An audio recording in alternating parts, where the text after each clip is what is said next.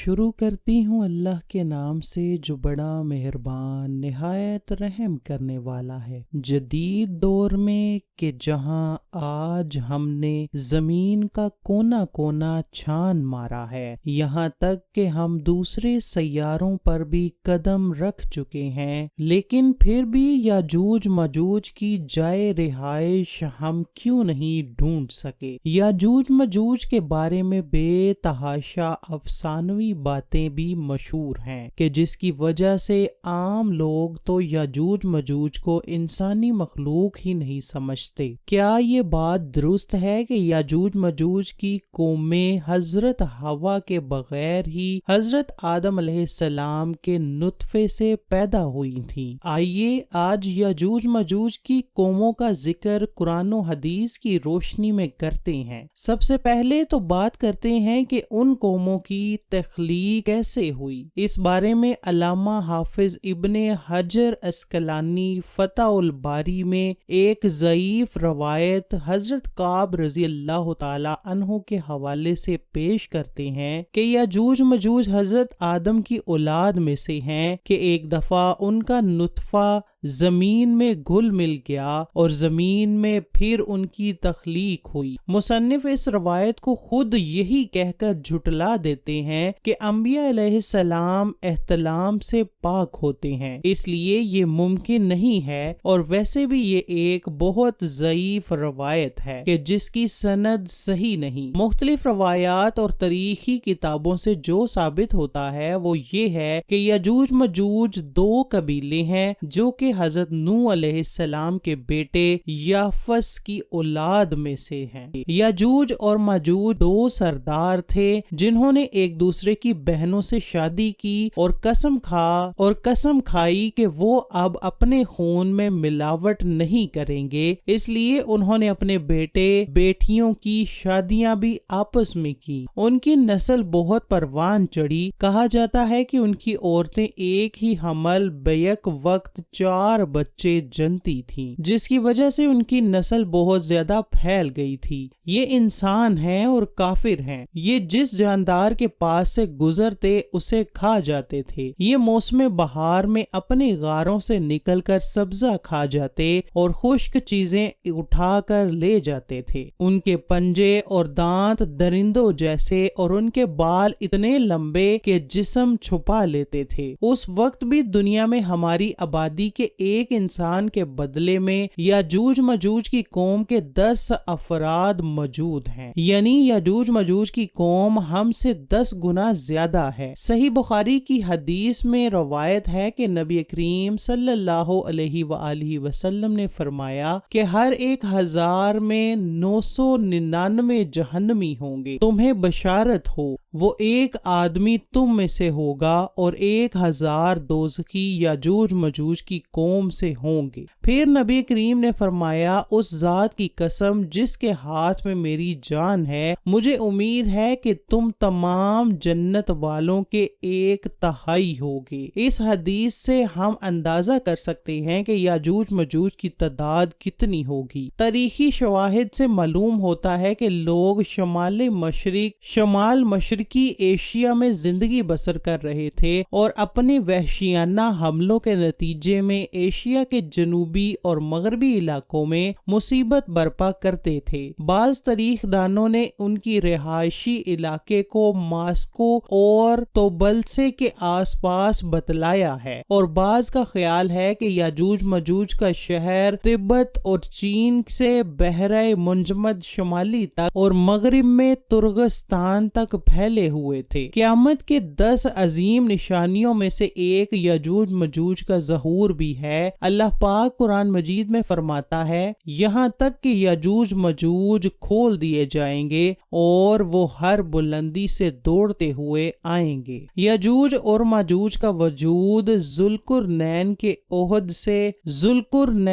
عہد سے تعلق رکھتا ہے۔ ذوالقرنین ایک بہت ہی نیک صفت انسان اور ایک عظیم بادشاہ تھا۔ اللہ تعالیٰ نے انہیں قوت و طاقت سے نوازا تھا اور انہوں نے مشرق سے مغرب تک اپنی حکومت قائم کر لی تھی۔ تمام بادشاہوں اور ممالک پر انہی کے متعلق العنانی تھی اور انہوں نے مشرق اور مغرب کے دور دراز کے سفر طے کیے تھے۔ ان کا تذکرہ قرآن مجید کے سورہ کہف کی آیت نمبر 83 تا 99 میں ملتی ہے اور جس کی تفسیر ہمیں حدیث میں بھی ملتی ہے۔ اسی زمانے میں یاجوج مجوج نے بھی قتل و غارت کا بازار گرم کر رکھا تھا۔ وہ ایسے وحشی تھے کہ انسان کو زندہ چیر پھاڑ دیتے تھے اور خون کی ندیاں بہانا ان کا معمول تھا۔ جب بھی کوئی علاقہ فتح کرتے تو وہاں موجود جوان لڑکیوں کا خون پی جاتے، جس سے وہ خود کو دوبارہ جوان محسوس کرتے تھے۔ پھر جب حضرت ذوالقرنین فتوحات کرتے کرتے یاجوج مجوج کے قریب پہنچتے تھے تو وہاں کے لوگ ان سے شکایت کرتے ہیں کہ ہمیں کسی طرح اس ظالم قوم سے نجات دلائیں۔ اللہ پاک سورہ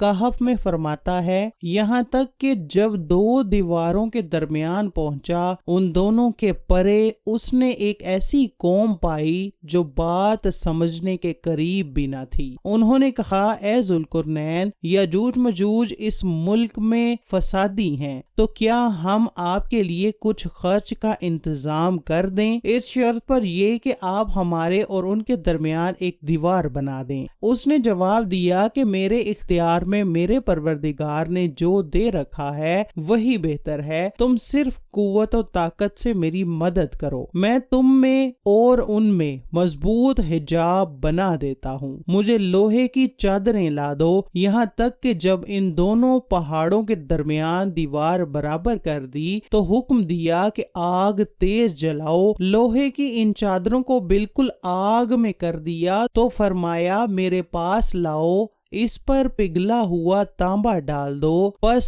تو ان میں اس دیوار کے اوپر چھڑکنے کی طاقت تھی اور نہ ان میں سوراخ کر سکتے تھے۔ کہا، یہ صرف میرے رب کی مہربانی ہے، ہاں جب میرے رب کا وعدہ آئے گا تو اسے زمین بوس کر دے گا، بے شک میرے رب کا وعدہ سچا اور حق ہے۔ اب آپ یہ تو جان چکے ہیں کہ یاجوج مجوج کو کس نے اور کیسے قید کیا ہے، لیکن سوال اب یہ ہے کہ وہ کب اور کیسے اس دیوار کو گرا کر باہر آئیں گے۔ اس بارے میں ابن ماجہ کی حدیث نمبر 4080 پیش کرتے ہیں۔ حضور صلی اللہ علیہ وسلم نے فرمایا، یاجوج مجوج ہر روز اپنی دیوار کھودتے ہیں، یہاں تک کہ جب قریب ہوتا ہے کہ سورج کی روشنی ان کو دکھائی دے اور جو شخص ان کا سردار ہوتا ہے وہ کہتا ہے، اب لوٹ چلو، باقی کل کھودیں گے، پھر اللہ تعالیٰ اسے ویسے ہی مضبوط کر دیتا ہے جیسی وہ پہلے تھی، یہاں تک کہ جب ان کی مدت پوری ہو جائے گی، وہ اللہ تعالیٰ کو ان کا خروج منظور ہوگا تو وہ عادت کے مطابق دیوار کھودیں گے۔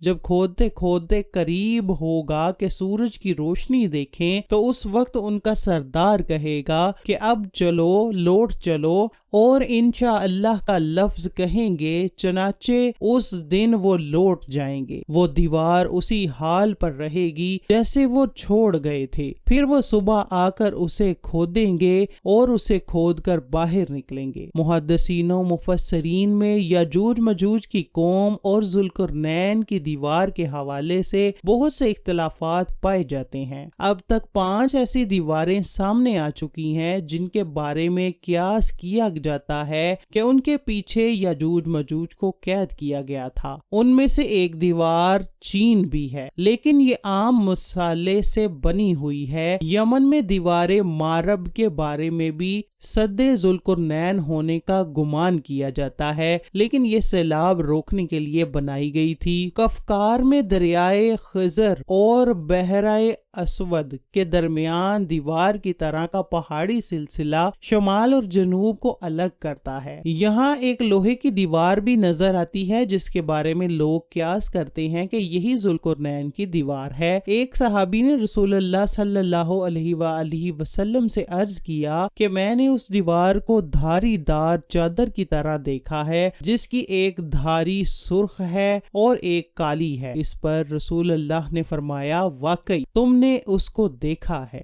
اب سوال یہ پیدا ہوتا ہے کہ پہلے دجال کا ظہور ہوگا یا پھر یاجوج مجوج کا؟ صحیح مسلم کی روایت میں حضور صلی اللہ علیہ وسلم فرماتے ہیں جب دجال کا ظہور ہو جائے گا تو حضرت عیسیٰ علیہ السلام دمشق کی مشرقی جانب سفید مینار پر زرد کپڑے پہنے ہوئے 2 فرشتوں کے بازو پر ہاتھ رکھے ہوئے اتریں گے۔ ان کی سانس کی بھاپ جس کافر کو بھی پہنچے گی وہ ہلاک ہو جائے گا۔ حضرت عیسیٰ علیہ السلام دجال کو باب لد کے مقام پر قتل کر دیں گے، پھر اللہ پاک کے حکم سے حضرت عیسیٰ علیہ السلام مومنین کو کوہ طور پر لے جائیں گے، کیونکہ اس وقت یاجوج مجوج کا ظہور ہوگا جن کو کبھی شکست نہ ہوئی ہے۔ یاجوج مجوج ہر بلندی سے پھیل جائیں گے۔ جب یاجوج مجوج ظاہر ہوں گے تو اتنی زیادہ تعداد میں ہوں گے کہ ان کا پہلا گروہ ہی بحیرہ تبریہ کا سارا پانی پی جائے گا، اور جب ان کا آخری گروہ بحیرہ تبریہ پہنچے گا تو گمان کرے گا کہ کبھی یہاں پانی ہوتا تھا۔ زمین کو فتح کرتے کرتے وہ بیت المقدس تک پہنچیں گے تو کہیں گے کہ ہم نے ساری دنیا فتح کر لی، اب آسمان کو بھی فتح کیا جائے، تو وہ آسمان پر تیر پھینکیں گے جو خون آلود ہو کر واپس آ جائیں گے۔ تو یاجوج مجوج کہیں گے کہ ہم نے آسمان بھی فتح کر لیا۔ دنیا میں قحط پڑ جائے گا کیونکہ وہ سارا پانی پی جائیں گے اور ساری فصلیں کھا جائیں گے۔ پھر حضرت عیسیٰ علیہ السلام اور ان کے ساتھی جو کہ کوہ طور پر محصور ہوں گے وہ اللہ سے دعا کریں گے تو اللہ پاک حضرت عیسیٰ کی دعا کو قبول کرے گا، تو یاجوج مجوج کی گردنوں میں ایک کیڑا پیدا ہو جائے گا جس سے ساری قوم ہلاک ہو جائے گی۔ ہر طرف یاجوج مجوج کی لاشیں ہوں گی، گندگی، بدبو اور خون کی ندیاں بہہ رہی ہوں گی، یہاں تک کہ زمین پر پیر رکھنے کو جگہ نہ ملے گی۔ تو پھر حضرت عیسیٰ علیہ السلام اللہ پاک سے دعا کریں گے تو اللہ پاک بڑے بڑے پرندوں کو بھیجے گا جو ان لاشوں کو اٹھا کر کہیں دور لے جائیں گے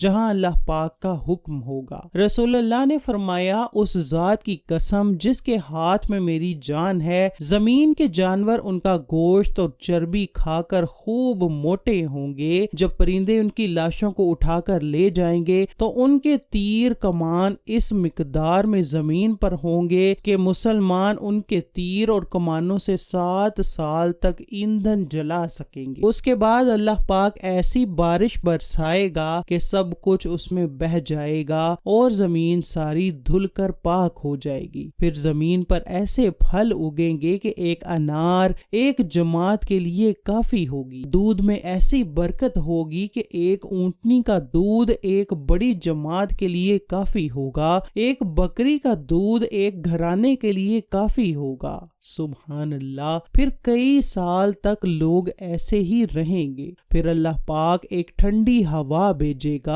جو سارے مومنین کی جانیں لے لے گی اور باقی لوگ گدھوں کی طرح کھلے عام زنا کریں گے۔ ظلم و زیادتی پھیل جائے گی، پھر انہی لوگوں پر قیامت برپا ہوگی۔